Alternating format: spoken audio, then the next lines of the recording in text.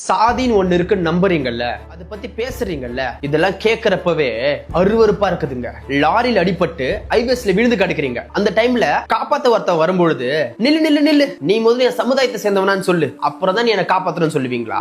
இல்ல ambulance driver வரப்போ நீ என் சமுதாயத்தை சேர்ந்தவனான்னு சொல்லு, இப்பதான் நான் ஆம்புலன்ஸ் டிரைவர் சொல்லுவீங்களா? இல்ல டாக்டர் கிட்ட போய் நீ என் சமுதாயத்தை சேர்ந்தவனான்னு சொல்லு, அப்பதான் நான் உங்ககிட்ட ட்ரீட்மெண்ட் பார்த்துப்பேன்னு சொல்லுவீங்களா? அவ்வளவு சாதி பெருமை இருக்குன்னா நீ ஒண்ணுமே இல்லாம வாழ வேண்டியது தானே.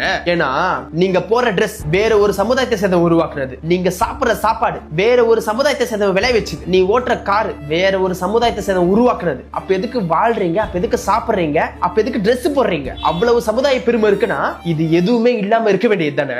நீ ஒருத்தனை பார்த்து கீழ் சாதி தீண்டத்தக்காதவன் சொல்ற, இன்னொருத்தன் உங்களை பார்த்து நீங்க எல்லாம் கீழ் சமுதாயம், நீங்க உள்ளவே வரக்கூடாதுன்றான். இன்னைக்கும் நீங்க இங்கிலாந்து, பிரான்ஸ், ஐரோப்பா போனீங்கன்னா அங்க இருக்கிறவங்க இன்னும் இந்தியர்களை சீப்பா தான் நடத்துறாங்க. அங்க போயிட்டு நான் உயர் சமுதாயத்தை சேர்ந்தவன் சொல்லிட்டு இருக்க முடியுமா?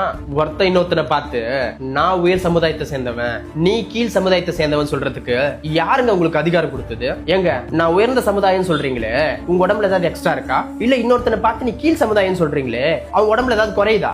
யாரு சாப்பிட்டாலும் வரது மலம் தானே, அப்புறம் என்னங்க வேறுபாடு? எல்லா உடம்புலயும் ஓடுறது ரத்தம் தானே.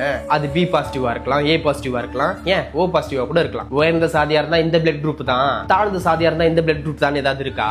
காற்று, மழை, வெயில், செடி, கொடி, தாவரம், வானம், பூமி, இது எல்லாமே எல்லாருக்கும் ஆனதுங்க. இது எல்லாம் நீ உயர்ந்தவன் தாழ்ந்தவன் வித்தியாசம் பாக்குறது இல்ல.